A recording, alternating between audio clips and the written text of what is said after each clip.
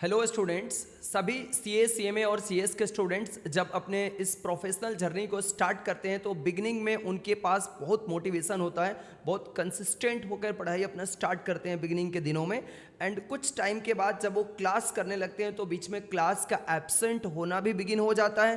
Class अगर absent होता है तो उसके बैकलॉग वीडियोस भी नहीं कंप्लीट करते हैं, और एज वेल एज फिर उसके बाद से जब सेल्फ स्टडी का टाइम आता है तो उस समय भी इनकंसिस्टेंसी बिगिन हो जाता है। तो मैं आपको इस वीडियो में ये गाइड करने वाला हूं कि कैसे आप अपने इस स्टडी टाइम के दौरान, अपने प्रिपरेशन टाइम के दौरान, पूरा अपने क्लासेस से लेकर के और एग्जाम्स देने तक आप इस कंसिस्टेंसी को पूरी तरह से मेंटेन करके रख सकते हो। तो इसके लिए दोस्तों सबसे पहले आपको क्या करना होगा, क्लास आप जो करने जा रहे हो, ट्यूशन सेंटर पे क्लास करने जा रहे हो, कोचिंग सेंटर जा रहे हो या घर पे आप रिकॉर्डेड क्लास लेके कर रहे हो, इसके बावजूद आपको अपने सेल्फ स्टडी के लिए बिगिनिंग से ही सेल्फ स्टडी आपको करना पड़ेगा, और इसके लिए एक फिक्स्ड टाइम स्लॉट आपको फिक्स करना पड़ेगा। चाहे वह बिगिनिंग में आप 3 घंटे का करो, 4 घंटे का करो, जितने आवर्स पढ़ने के लिए आप कैपेबल हो, आपको अपने इस कोचिंग क्लासेस के अलावा ये फिक्स्ड टाइम आपको फिक्स करना पड़ेगा, तभी जाकर के आप कंसिस्टेंसी मेंटेन कर सकते हो। दूसरी बात कि मोटिवेशन ज़्यादा समय नहीं रहता है। आपको कोई भी मोटिवेट करे, ऑब्वियसली टीचर्स मोटिवेट करते हैं, आपके घर के लोग भी मोटिवेट करते हैं, लेकिन आपको डिसिप्लिन मेंटेन करना है कि मुझे पढ़ने बैठना है तो बैठना है। लेकिन बहुत सारे प्रॉब्लम्स बीच में आते हैं, जैसे कि घर में कोई फंक्शंस आ जाना, बाहर घूमने चले जाना फैमिली के साथ, या फिर आपके थोड़ा हेल्थ इश्यूज कभी कभी आ जाते हैं कि आप बीमार हो जाते हो, तो 1-2 दिन ब्रेक हो जाता है, फिर आप लंबा ब्रेक लगा देते हो कि अभी नहीं पढ़ेंगे, अभी हेल्थ इशू चल रहा है, इस नाम पे बहुत दिन कट जाता है आपका। तो ऐसा काम आपको बिल्कुल भी नहीं करना है। आपको एक स्ट्रेटजी अब से फॉलो करना है, नो जीरो आवर्स रूल आपको फॉलो करना है। नो जीरो आवर्स रूल का मतलब क्या हुआ कि आपको एटलीस्ट, आप थोड़ा हेल्थ इशू भी रहता है, आपको अगर थोड़ा रहता है, बहुत ज़्यादा बीमार हो तब की मैं बारे में नहीं बात करता हूँ, थोड़ा हेल्थ इशू रहा, कम से कम हाफ आवर्स आप स्टडी कर लो, आधे घंटे के लिए बुक्स उठा लो, कम से कम 1-2 टॉपिक को पढ़ लो। नो जीरो आवर्स मतलब पूरा 0 आवर्स होते ही आप इनकंसिस्टेंट हो जाते हो, और उसके बाद फिर आपकी पढ़ाई में लंबा ब्रेक चल जाता है, 1 हफ्ता, 10 दिन, 15 दिन, फिर आप सीरियस होते हो कि अब मेरे को पढ़ना है, अब मेरे को पढ़ना है। तो ये आपको बहुत नुकसान पहुँचाता है, और ऐसे करोगे तो प्रोफेशनल कोर्सेज को पास करना आपके लिए बहुत मुश्किल होगा। तो इसको आप एकदम फिक्स्ड करो।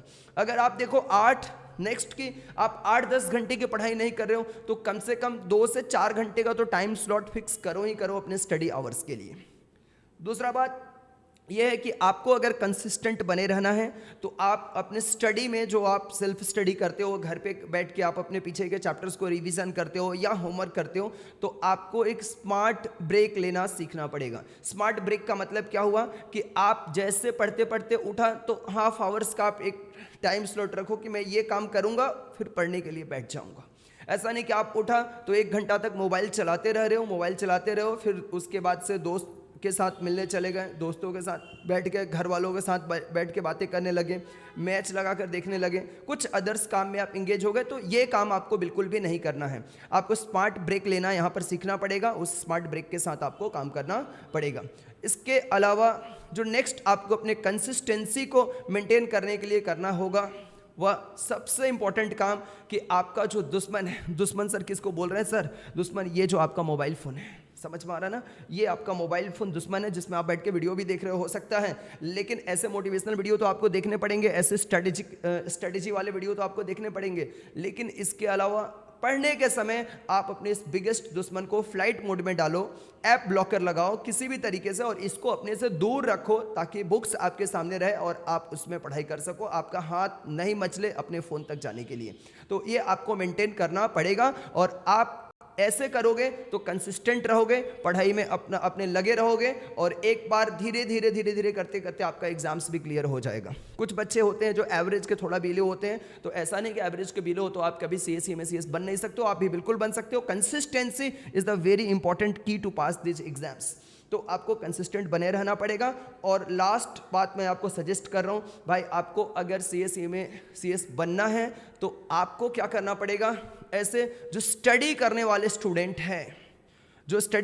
स्टूडेंट हैं, उनके साथ ग्रुप आपको रखना पड़ेगा, उनके साथ आपको उठना बैठना बातचीत रखना पड़ेगा। ऐसे नहीं कि जो क्लास के नहीं पढ़ने वाले बच्चे हैं या जो कम पढ़ाई करते हैं, बिल्कुल नहीं करते हैं, उनके साथ आपका बातचीत चल रहा है।